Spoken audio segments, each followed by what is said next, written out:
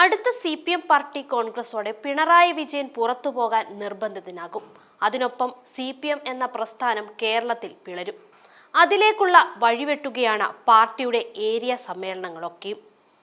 Party area സമ്മേളനങ്ങളിൽ ഒളിഞ്ഞും തെളിഞ്ഞും ഉയരുന്ന വിഭാഗീയത പിണറായി വിജയനെതിരെയുള്ള പടയൊരുക്കം തന്നെയാണ്. അഹങ്കാരവും അഹന്തയും നിറഞ്ഞ പിണറായി വിജയനെതിരെ പാർട്ടി അണികളിൽ ഉറഞ്ഞു തുള്ളുന്ന അമർഷത്തിന്റെ പ്രത്യാഘാതമാണ് പാർട്ടി സമ്മേളനങ്ങളെല്ലാം അലയടിക്കുന്നത് എന്ന് പറയേണ്ടി വരും. ഇങ്ങനെ പോയാൽ അടുത്ത വർഷം പുതിയൊരു കമ്മ്യൂണിസ്റ്റ് പാർട്ടി കേരളത്തിൽ രൂപം കൊള്ളുമെന്ന് തീർച്ചയാണ്.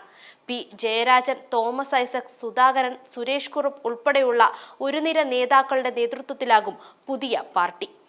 അടുത്ത പാർട്ടി കോൺഗ്രസിന് ശേഷം പിണറായി രാജിക്ക് തയ്യാറായാൽ പകരം മരുമകൻ മുഹമ്മദ് റിയാസിനെ മുഖ്യമന്ത്രിയാക്കി വാഴിക്കാനുള്ള നീക്കത്തിലും സഖാക്കൾക്ക് ശക്തമായ പ്രതിഷേധമുണ്ട്. MV ഗോവിന്ദനെ പാർട്ടിയിലെ ഏകാധിപതിയായ പിണറായി വിജയൻ CPM സംസ്ഥാന സെക്രട്ടറി പദവിയിൽ എത്തിച്ചതു തന്നെ റിയാസിന് അനുകൂലമായ കളം പാർട്ടിയിൽ ഉണ്ടാക്കിയെടുക്കാനാണ്. കേരളം കണ്ട ഏറ്റവും മോശം സർക്കാർ എന്ന കുപ്രസിദ്ധി രണ്ടാം പിണറായി സർക്കാരിനുള്ളതാണെന്നാണ് ഏരിയ സമ്മേളനങ്ങളിൽ ഉയരുന്ന വിമർശനം. ഭരണത്തെക്കാൾ പാർട്ടി പ്രാദേശിക ഘടകങ്ങളിൽ എതിർപ്പും അമർഷവും ഉയർന്നിരിക്കുന്നത് പിണറായി വിജയൻ എന്ന ഏക വ്യക്തിയോടാണ്.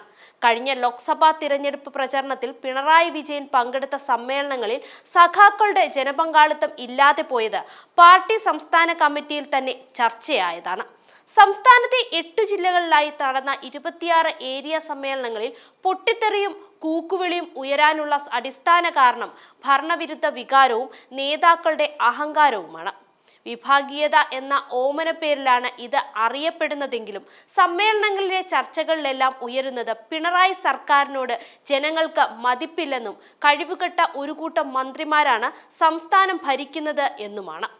തുടർച്ചയായ തിരിച്ചടികൾക്കിടെ CPMന് കനത്ത ഭാരമാവുകയാണ് പരക്കെ പൊട്ടിപ്പുറപ്പെടുന്ന വിഭാഗീയ സംഭവങ്ങൾ.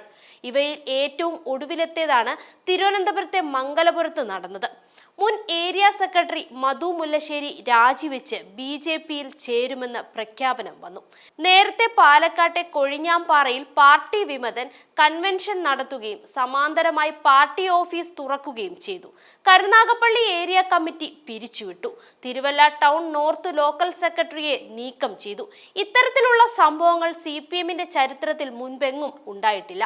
പാർട്ടി സമ്മേളനങ്ങൾക്കിടെ പ്രാദേശിക തലത്തിൽ നിലനിൽക്കുന്ന വിഭാഗീയതയിൽ ആശങ്കയിലാണ് ഇപ്പോൾ CPM സംസ്ഥാന നേതൃത്വം. സമ്മേളന നടപടികൾ അലങ്കോലമാക്കും വിധം പ്രശ്നങ്ങൾ ഉണ്ടാക്കിയവർക്കെതിരെ കടുത്ത നടപടിയാണ് വരാനിരിക്കുന്നത്. കൊല്ലം കരുനാഗപ്പള്ളിയിലും പത്തനംതിട്ട തിരുവല്ലയിലും പാലക്കാട് കൊഴിഞ്ഞാമ്പാറയിലും ആലപ്പുഴ അമ്പലപ്പുഴയിലും ഉണ്ടായ തർക്കങ്ങൾ അങ്ങനെയങ്ങ് അവഗണിക്കാൻ പറ്റുന്നതല്ല.